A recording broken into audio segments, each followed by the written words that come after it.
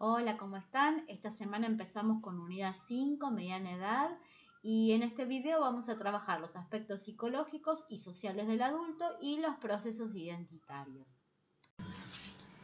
Este texto que vamos a utilizar para trabajar la perspectiva de género y las diversidades es un texto que escribieron conjuntamente Ana María Fernández y William Siqueira Pérez. Ana María Fernández, que ya la conocen, y William Siqueira Pérez, que es un investigador de Brasil.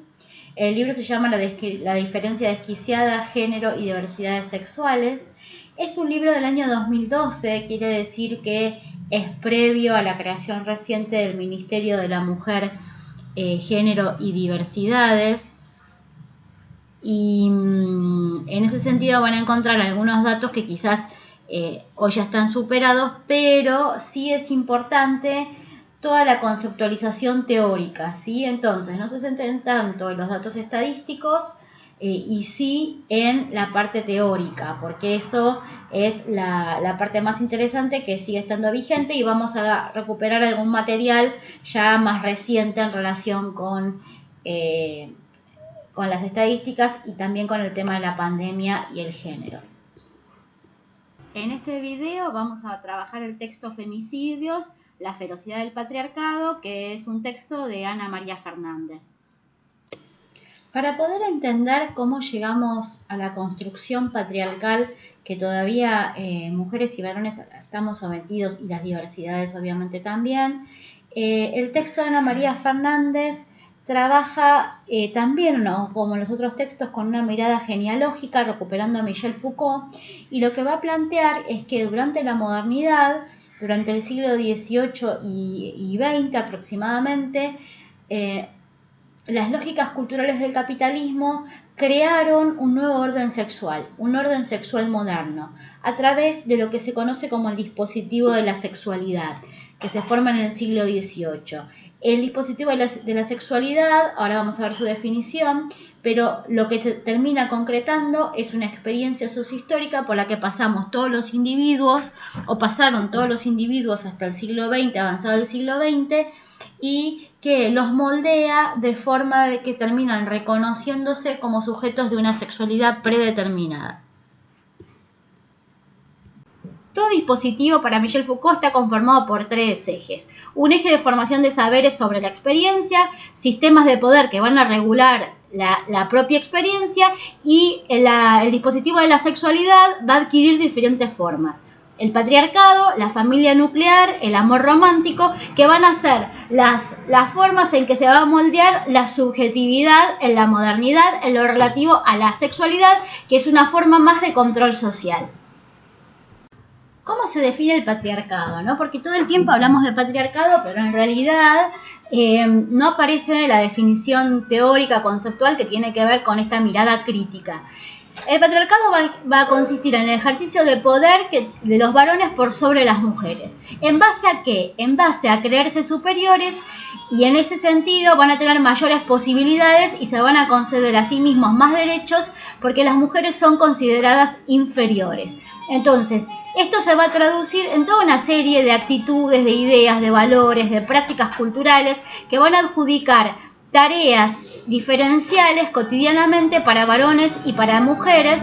Y es importante resaltar que esto que fue visto como natural, como inmodificable, como que las cosas son así, en realidad son construcciones sociales que llevan miles de años y que están basadas en una idea de desigualdad de los géneros, un género superior al masculino, un género inferior al femenino, uno que tiene que ser sometido al otro, o sea, las mujeres sometidas a los varones, y esto se va a dar en todas las actividades de la vida, sea en el mundo doméstico, sea en el mundo laboral, sea en el mundo del estudio, etcétera, ¿no? En el mundo del arte, etcétera. Es importante marcar, por eso están las imágenes, que fundamentalmente el patriarcado se construye y se reproduce en la vida doméstica. Esto quiere decir no solo las actividades domésticas de cuidado de la casa, de cuidado de los hijos, de sostenimiento de todo el sistema de reproducción biopsicosocial, sino que también en las relaciones sexuales, también en las tareas asignadas a unos y a otros, también en pensar que las actividades de cuidado, las mujeres están formateadas naturalmente para hacerlas, sea de niños, sea de adultos mayores. Entonces, es muy profunda la forma en que está arraigada el patriarcado en la cotidianidad. Dora Barrancos tiene una frase que a mí me resulta sumamente interesante, que dice que para que el patriarcado caiga hay que hacer revolución en las calles. Nosotros lo vimos con la marcha del Ni Una Menos, con el aborto legal, seguro y gratuito, pero hay que hacer revolución en las casas y hay que hacer revolución en las camas, ¿no? Porque hay toda una cuestión de imposición de una sexualidad masculina, de penetración, del coito con penetración vaginal, que tiene que ver con una imposición de los modos masculinos de sexualidad por ser las formas femeninas de sexualidad o la búsqueda del placer por parte de la mujer. Entonces, es muy profunda la transformación, no nos tenemos que quedar solamente con la idea de que con salir a la calle estamos tirando el patriarcado, que es sumamente importante y es necesario, sino que tiene que ver hasta los confines más recónditos de la vida cotidiana. La otra forma que constituye parte del dispositivo de la sexualidad es instalar la idea de que la familia bien habida es la familia heterosexual, monogámica, con generalmente 2 hijos, una nena y un nene, y que no debe romperse. Es un vínculo a sostener en el tiempo, porque ese tipo de familia es la base de la organización del sistema moderno y capitalista. Con la mujer al interior del hogar, encargándose de las tareas de reproducción y del cuidado de los hijos, y con los varones saliendo de todo el ámbito público al mundo laboral y siendo los proveedores que permiten el sostén familiar. Entonces, esta idea se ha ido deconstruyendo bastante. Yo les diría que es lo que más se ha deconstruido con la aparición del divorcio en nuestro país, con la aparición de distintas formas de familias ensambladas y más recientemente con los matrimonios igualitarios. Sin embargo, todavía tiene una fuerte impronta. Si ustedes miran las publicidades, por ejemplo, cada vez que aparece una familia nuclear. La otra forma que adquiere la producción de subjetividad en relación con la sexualidad al interior del dispositivo de la sexualidad es el amor romántico. El amor romántico tiene ciertas características. Es heterosexual, en general se da entre personas jóvenes, es un amor perfecto, es un amor que va a durar toda la vida, es un amor de completud, es un amor pleno que da felicidad, es un amor que amerita sufrir si es necesario. De hecho, sufrir por amor es uno de los elementos constitutivos del amor romántico. Y esto va a aparecer en películas, va a aparecer en canciones, va a ser parte de toda la producción cultural de la modernidad en términos de ir produciendo esta manera de entender el amor, de cristalizar esta manera de entender el amor. Durante la modernidad operó una episteme binaria. Esto quiere decir que frente a cada categoría hay solo 2 posibilidades. En el caso de la elección de pareja sexual, se corresponde a heterosexual o homosexual. No se aloja la diversidad, ¿sí? Y otra característica importante de la modernidad es que de todas las características que definen la identidad de una persona, se termina definiendo la identidad por una sola, que tiene que ver con el partener sexual. Es decir, se borran, se eliminan, se les quita importancia a todas las demás características de la identidad de una persona y solo se pondera la elección de partener sexual, ¿sí? Entonces hay una identidad que se define por el rasgo, es decir, por un único rasgo. Entonces ahí queda que la identidad es lo más importante a la hora de definir una identidad, pasa por la elección de pareja sexual. No importa si esa persona estudia, trabaja, las cosas que le gustan, las actividades que hace, sino que lo único que es relevante para la modernidad es cuál es su elección de partener sexual. Esta episteme binaria se va a trasladar a un montón de características de las personas. No solo la elección del partener sexual, que pasa a ser lo más importante por la identidad, por el rasgo, pero también se define hombre y mujer. No hay posibilidad de otro género. Además se va a tratar de una identidad atributiva porque en esa categoría que entra el sujeto se le asignan determinadas características que definen a la persona. Y va a ser una identidad jerárquica porque lo más importante va a ser las elecciones sexuales. Y la única elección sexual legitimada, válida, normal en la modernidad va a ser la elección heterosexual. Toda elección sexual que no entre dentro de la heterosexualidad, es decir, que sea no heterosexual, va a ser vista como la diferencia. Y como ya vimos en el texto de Ana María Fernández anterior, la diferencia se transforma en desigualdad, ¿sí? Entonces, lo vimos con el documento y la ley de identidad de género. Las personas heterosexuales o que se identifican con ser el género que coincide con su genitalidad, es decir, si tiene genitales masculinos, se identifica con ser hombre, y si tiene genitales femeninos se identifica con ser mujer, esas personas tienen derecho a un DNI que expresa su identidad. Pero todas aquellas personas que no entran en esta relación unívoca entre aparato genital e identidad de género no van a tener derecho a tener un DNI que represente su identidad, hasta que aparece la ley de identidad de género. Entonces, hasta que aparece la ley que sí les garantiza ese derecho, hay una diferencia que se transforma en desigualdad. Entonces se dice que en la modernidad impera la heteronorma. ¿Esto qué quiere decir? Que lo que es normal, lo que es esperable, lo que es aceptable es la elección heterosexual. Por eso la modernidad, en este dispositivo de control de la sexualidad, instaura una sociedad heteronormativa. Entonces se naturaliza, se piensa que es natural, normal, además se justifica que biológicamente es así, que jerárquicamente tiene valor la heterosexualidad, que es lo normal, todo lo demás es la diferencia, una diferencia conceptualizada como negativa, una diferencia que se transforma en desigualdad y que a su vez a todos los diferentes se los considera inferiores, peligrosos o enfermos. Por eso Fernández habla de diferencias desigualdadas, porque no toda diferencia, no debería una diferencia generar desigualdad, pero la modernidad se encarga de que las diferencias sí se conviertan en desigualdades, en exclusión social, en quedar por fuera de lo normal, en estar condenado a no tener derechos. Entonces, frente a todas estas características que definieron la modernidad, que se instauran como lo normal, como lo esperable, el trabajo que propone Fernández, obviamente desde una perspectiva Foucaultiana, es una perspectiva histórico-genealógica sobre el dispositivo, sobre la sexualidad y en particular sobre el concepto de dispositivo de la sexualidad, porque justamente como está naturalizado, como nos parece parte del sentido común, la idea es desesencializar, la idea es desdisciplinar, es identificar cuáles son los conceptos morales que se construyeron en la modernidad, cuáles son las categorías de legalidad e ilegalidad que llevan a circunstancias de discriminación, cuáles son los criterios históricos de normalidad y anormalidad, porque nosotros todavía somos herederos de la modernidad, y a pesar de los cambios que se dieron en el siglo XXI, que ahora los vamos a ver en las otras diapositivas, todavía tenemos estas categorías. De hecho, cuando en nuestro país se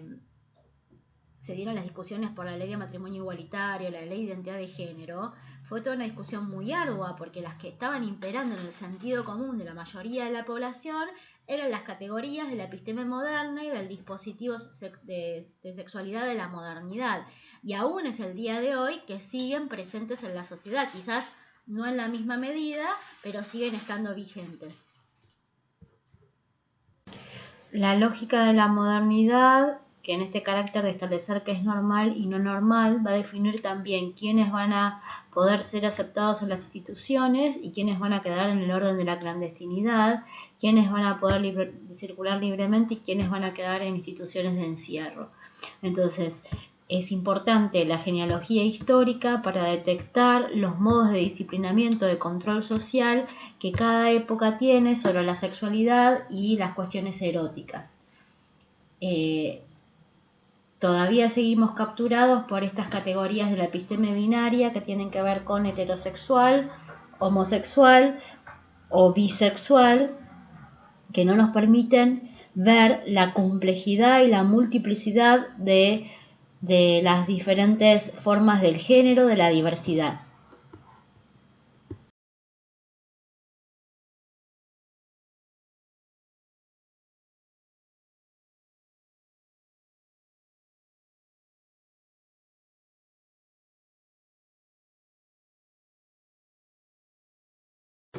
El siglo XXI trajo muchas transformaciones. Nosotros ya vimos algunas de esas transformaciones con el otro texto de Ana María Fernández, Cuerpos, Políticas y Pasiones. Y vamos a ver que estas transformaciones se dan en diferentes ámbitos. Lo que ya habíamos visto es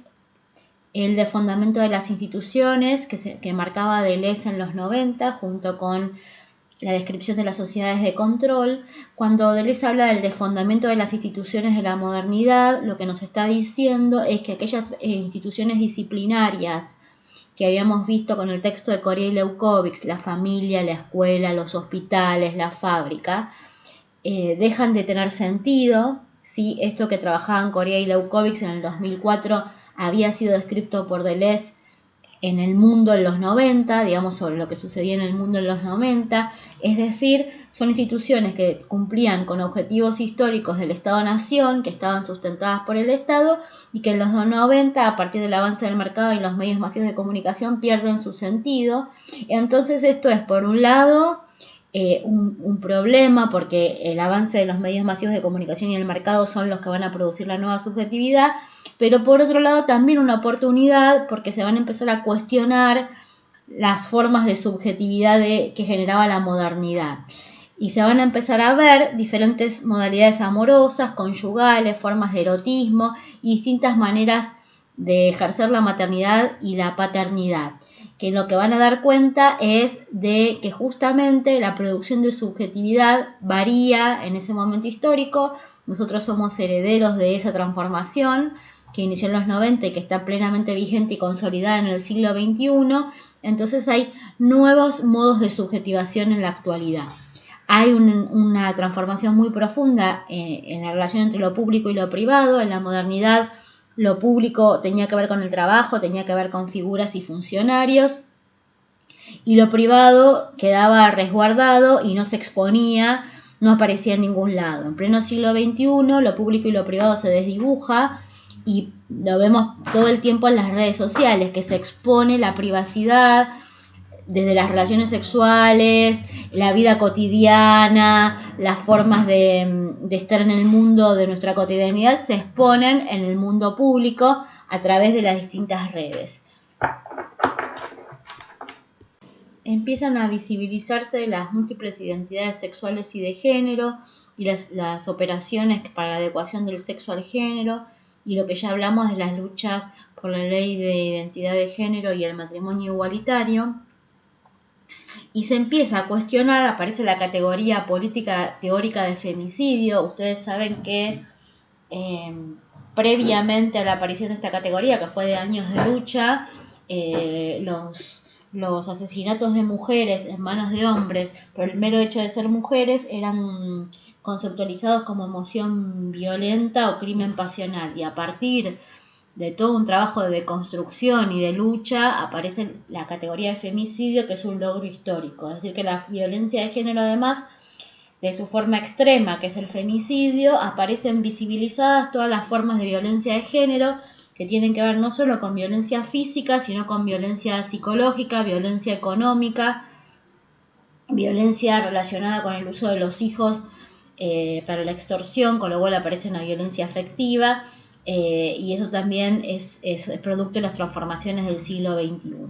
Y también aparece como que las transformaciones sociales son muy rápidas y la teoría, las investigaciones científicas vienen como en la retaguardia, no llegan a conceptualizar todas las transformaciones que se van dando. La categoría teórica que aparece para justamente tratar de conceptualizar las transformaciones que tienen que ver con el cambio de la sexualidad, con el cambio del erotismo, con el cambio de la relación entre el sexo biológico y el género, es decir, esta ruptura entre esta identidad entre genitales y género, y aparece la idea de que, bueno, independientemente del sexo biológico, puede haber múltiples identidades de género. Bueno, la categoría teórica es la lógica de la diversidad, que trata de aprehender los modos de subjetivación contemporáneos. Es decir, ya no se puede hablar solamente de dos opciones sexuales, sino que hay que poder alojar esa multiplicidad que tiene que ver ya no solo con la heterosexualidad, la homosexualidad y la bisexualidad, sino con las múltiples formas de sexualidad que aparecen, que incluso no se terminan de definir y todo el tiempo aparecen nuevas formas. Como les comentaba en una diapositiva anterior, el concepto, la palabra o el concepto femicidio es un triunfo histórico de las mujeres para referirse al asesinato de las mujeres de la forma más violenta, es el extremo de la violencia de género, que históricamente fue conceptualizada tanto por la justicia como por los medios de comunicación como emoción violenta o crimen pasional. Entonces era necesario un concepto que pusiera en evidencia que no se trataba de un asesinato más equiparable a los otros asesinatos, a los homicidios, sino que tiene que ver con un sistema patriarcal donde hay un odio instalado hacia las mujeres y que eso lleva a naturalizar estas formas extremas y finales de violencia. Entonces, este concepto es un concepto teórico, pero que además tiene un fuerte peso político, porque lo que hace es deconstruir toda la forma previa de conceptualización de los asesinatos de mujeres. Hoy parece natural, normal, está aceptado socialmente hablar de femicidio, pero esta categoría teórico-política es bastante reciente. Incluso llevó muchísimo tiempo y sigue siendo todo un problema que la justicia encuadre los asesinatos violentos de mujeres en la categoría de femicidio. Muchas veces se sigue hablando de homicidio, sobre todo si las personas del Poder Judicial no tienen formación con perspectiva de género, que de paso aclaro que la formación con perspectiva de género ahora es obligatoria en todas las carreras de las universidades públicas. No todas lo han hecho hasta el momento, pero bueno, se va avanzando gradualmente. Es formación obligatoria tanto para los estudiantes como para los docentes. Y también costó mucho erradicar que los medios masivos de comunicación hablaran de emoción violenta o crimen pasional. Y recién ahora podemos decir que se ha instalado, por lo menos mayoritariamente, en los medios de comunicación, pero en el plano de la justicia esto no ha sucedido.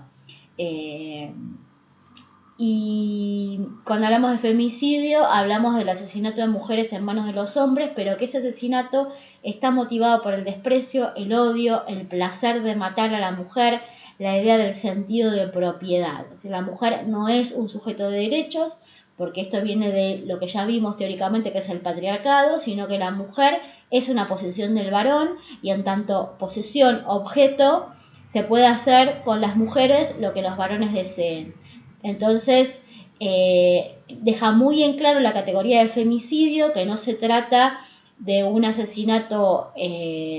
nada más, sino de un asesinato con un profundo odio de género hacia las mujeres, y le saca esta idea de que los otros conceptos anteriores de emoción violenta y crimen pasional eran neutrales y objetivos, sino que tenían una finalidad que es justificar la acción del varón, porque no fue él, no fue su racionalidad, no tuvo la intención, sino que se vio invadido por una emoción violenta, o la amaba tanto que la mató, o es el amor que la llevó, no podía vivir sin ella, entonces prefería que muriera antes que estar solo y abandonado. Es decir, las otras categorías son formas de justificación del asesinato por parte del varón e invisibilizan el patriarcado y el profundo odio hacia las mujeres que ha construido el patriarcado históricamente. La categoría femicidio es muy importante también porque pone en evidencia el patriarcado y pone en evidencia las relaciones inequitativas entre los dos géneros, entre varones y mujeres, que terminan produciendo efectos primero de violencia y después los efectos más extremos que van a llevar esa violencia sostenida en el tiempo. En muchos casos terminan en el asesinato de mujeres. Entonces, esta inequidad no solo se da en las tareas domésticas, en el cuidado de los hijos, en los sueldos, en el mundo laboral, sino que en esta inequidad también repercute directamente en la decisión del varón de creer que tiene el derecho de dar fin a la vida de una mujer. Y además permite, sobre todo también, romper con esto que veíamos antes del amor romántico, de la familia nuclear, del amor para toda la vida, o sea, estas ideas que forman parte del dispositivo de la sexualidad. Y la otra noción con la que rompe es la idea de culpar a las víctimas, ¿no? Esto que seguimos viendo todavía mucho en los medios de comunicación, bueno, algo habrá hecho, iba en minifalda, lo provocó, siempre está en una actitud seductora, o sea, todas justificando el asesinato por características de la mujer e invisibilizando el acto del varón. Y la otra forma de desresponsabilizar a los varones es considerarlos que son locos, que son invadidos por una emoción violenta o cuestiones pasionales, ¿no? Todas esta categoría de femicidio permite romper con todas estas cristalizaciones de sentido común que están naturalizadas en la sociedad porque vivimos en una sociedad patriarcal. Entonces la categoría de femicidio fue un concepto teórico-político de avanzada que llegó mucho antes de que se terminara de caer el patriarcado. Es decir, está pivoteando en una sociedad que intenta transformar el sistema patriarcal, que todavía no lo consigue porque la mayor parte de las actividades de la vida cotidiana siguen existiendo, las relaciones inequitativas entre varones y mujeres. Esto lo vamos a ver después también cómo sigue sucediendo esto en el marco de la pandemia del COVID-19. Pero que por lo menos se ha logrado instalar esto en relación con el asesinato de mujeres.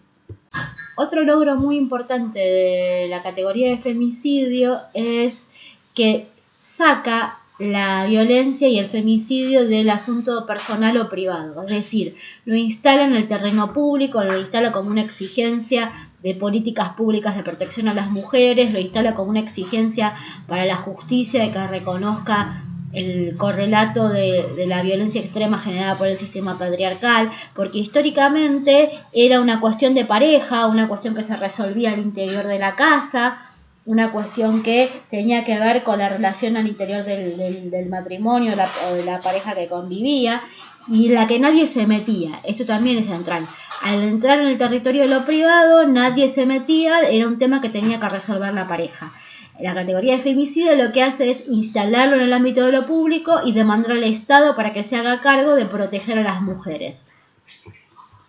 Es decir, que la categoría de femicidio pone en evidencia que el asesinato de mujeres no es un problema de algunas mujeres, de algunas parejas, no es una excepcionalidad, sino que es un porcentaje importante en relación con la población de las mujeres, y además que es un problema social profundo que tiene que ver, como dijimos, con el patriarcado naturalizado y que tiene que ver con relaciones de poder, dominación, de privilegios y de la creencia profunda de que las mujeres son objetos propiedades de los varones. Y ahí aparecen en todos los ámbitos de la sociedad diferentes maneras de violentar a las mujeres, de silenciarlas. Cuando no se callan se las ataca de todas las formas posibles, se las insulta, se las denigra, se les dice que son locas, se las ridiculiza, se dice que pasa eso porque los varones no tienen los pantalones bien puestos, y además al no estar instalada previamente la categoría de femicidio, lo que aparecieran los mecanismos de impunidad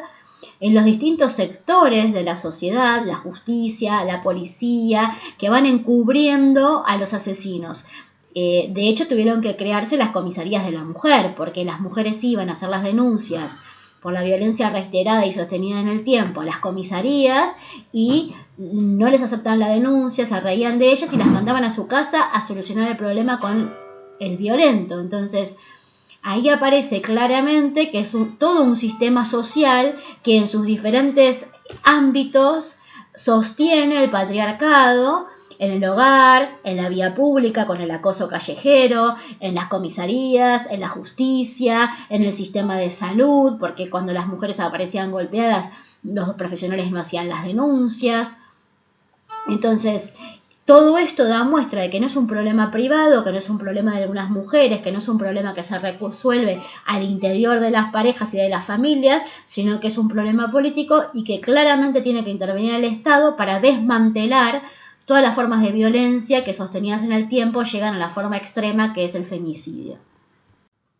Fernández lo que va a plantear es que el femicidio tiene lugar porque estamos en una sociedad que por sus condiciones históricas genera impunidad, permite todo tipo de atentados contra la integridad, la salud, la libertad y la vida de las mujeres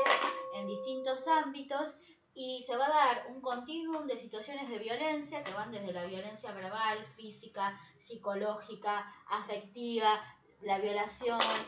al interior del matrimonio, la maternidad forzada, el condenar a las mujeres que quieren hacerse un aborto porque hay una maternidad no deseada al aborto legal, las redes de trata, y que el femicidio es la forma más extrema y más violenta de todo un continuum de violencias que se ejercen contra las mujeres en forma sistemática en diferentes ámbitos de la vida social. La autora lo que va a plantear es que todas estas formas de violencia hacia las mujeres son posibles en el marco de una sociedad patriarcal porque existe algo en común en todas ellas, que es la creencia profunda de que las mujeres son usables, prescindibles, maltratables, desechables. Es decir, hay un odio y por eso son crímenes de odio hacia las mujeres. El odio hacia las mujeres se denomina misoginia. Y los perpetradores son varones y van desde novios, esposos, hermanos, desconocidos, pretendientes, lo que sucede en los abortos clandestinos, y que hay un sistema de opresión de los varones que tienen diferentes relaciones con las mujeres. Fernández va a plantear una categorización de los tipos de femicidio íntimo, no íntimo y por conexión. El íntimo es cometido por un hombre con quien la víctima tenía o tiene una relación íntima, familiar o de convivencia, de pareja, de noviazgo. Y en ese sentido el femicidio íntimo es el más común. Por eso Dora Barranco suele decir que el hogar es el lugar más inseguro para la mujer, porque la mayoría de los femicidios ocurren al interior del ámbito familiar y son cometidos por un hombre con el que la mujer tenía efectivamente una relación o tuvo una relación. Los femicidios no íntimos son los que suceden en la vía pública o que tienen que ver con ataques sexuales generalmente porque son personas con las que las víctimas no tenían ningún tipo de relación, son desconocidos y en general asesinan a la mujer para que no testifique o no los reconozca. Y los femicidios por conexión, que son aquellas personas, mujeres, niños o familiares, que son asesinados en lo que se conoce como la línea de fuego del ataque de un hombre a una mujer, es decir, en el intento de femicidio de la mujer, matan a otras personas o lo hacen intencionalmente para indirectamente causar daño a la mujer. Otra cuestión que habla de cómo estamos hablando de un sistema estructural como es el patriarcado que atraviesa toda la sociedad y todas las distintas actividades sociales que marca Fernández es la tensión entre suicidio y homicidio, porque ahora recientemente, a partir de que se instaló la categoría de femicidio, va como avanzándose en la identificación de los femicidios, pero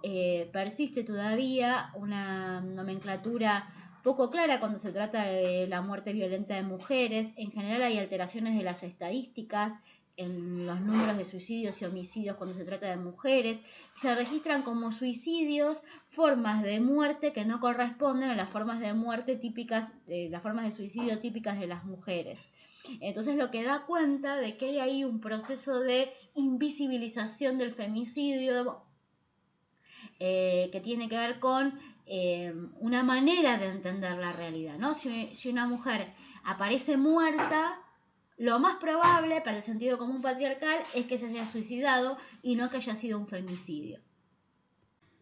Fernández va a describir las modalidades más comunes de suicidios de las mujeres. En general son con elementos que se encuentran en las viviendas. En primer lugar, la exposición a plaguicidas y en segundo lugar la exposición a todo tipo de drogas, en general epilépticas o psicotrópicas, y en tercer lugar lesión por saltar al vacío en espacio elevado. La pregunta que se hace Fernández es cómo es posible que cuando aparecen muertes de mujeres por estrangulamiento, por ahorcamiento, por arma de fuego, por armas blancas, aparezcan registradas como suicidios, siendo que no coinciden con las formas más comunes de suicidio de la mujer, y que esto no llame la atención y que se registren sin siquiera prestarle atención, sin siquiera sospechar de que ahí está sucediendo algo. Entonces lo que dice es que hay un encubrimiento de los profesionales y los organismos estatales. Comparto algunos datos del informe parcial del 1 de enero al 31 de julio de este año del Observatorio de Femicidios del Defensor del Pueblo de la Nación, que está sistemáticamente sacando estadísticas sobre los femicidios. En lo que va en este periodo hay 68 víctimas de femicidio confirmadas, 13 fueron femicidios vinculados, 2 personas trans fueron asesinadas y también hubo 2 suicidios femicidas en esto que veníamos trabajando teóricamente, que se registran como suicidios pero que en realidad son femicidios encubiertos. Entre las causas que llevan al aumento de femicidios está el ASPO, el aislamiento social preventivo y obligatorio en relación con el COVID, porque lo que llevó es una prohibición de la libertad de las personas que estaban en situación de violencia de género o personas que quedaron conviviendo permanentemente con su agresor, aumentando la dificultad para protegerse, y esto a pesar de que se habilitaron un montón de dispositivos y de campañas para las denuncias y para la protección de las víctimas. Es decir, que el riesgo se mantuvo, se exacerbó y eso llevó a que aumentara el número de femicidios. El cuadro comparativo del total de femicidios entre el año 2020, el 2019 y el 2018 muestra que este año es el de mayor cantidad de femicidios, aumentó en un 15% la cantidad de femicidios, como decíamos, por el aislamiento social preventivo y obligatorio, pero con algunos datos muy escalofriantes. En lo que se refiere al rango etario, se detectaron que 17 víctimas eran menores de 11 años y a su vez de esas menores de 18, 11 tenían menos de 10 años. Son femicidios vinculares, es decir, que había una relación preexistente entre la víctima y el victimario. Del total, 66 casos fueron las parejas quienes asesinaron a las mujeres, 32 casos fueron exparejas, 35 casos fueron personas conocidas y 12 casos personas desconocidas, 8 casos el novio, 6 casos el padre, 5 casos el padrastro, 5 casos el hijo. Es decir, que lo que se puede concluir es que el hogar es el lugar más riesgoso para las mujeres. A esto hay que sumarle que de las 168 víctimas de femicidio, 11 mujeres fueron violadas y 3 de ellas fueron violadas hasta la muerte. Los métodos, los golpes, el apuñalamiento, el uso de armas de fuego fueron los más empleados para llevar adelante estos femicidios. Les dejo acá algunas direcciones de páginas web y de Twitter. Ustedes saben que hace poquito tenemos el Ministerio de las Mujeres, Géneros y Diversidad. Ahí les dejo el link de la página web y también pueden seguir al Ministerio en Twitter, que van a tener información detallada de cuáles son las políticas públicas que se están llevando adelante y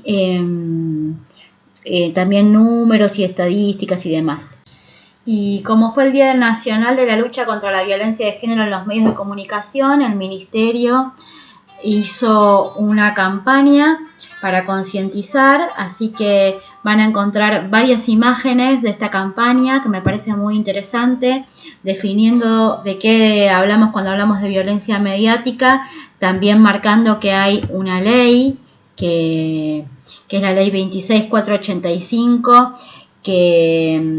lo que trata es de que no haya la difusión de imágenes o mensajes que refuerzan estereotipos, que promuevan la explotación de las mujeres, sea en forma directa o indirecta, que las injurie, que las discrimine, que las humille, es decir, cualquier forma de atentado contra la dignidad de las mujeres, o que se use a niñas, mujeres y adolescentes en imágenes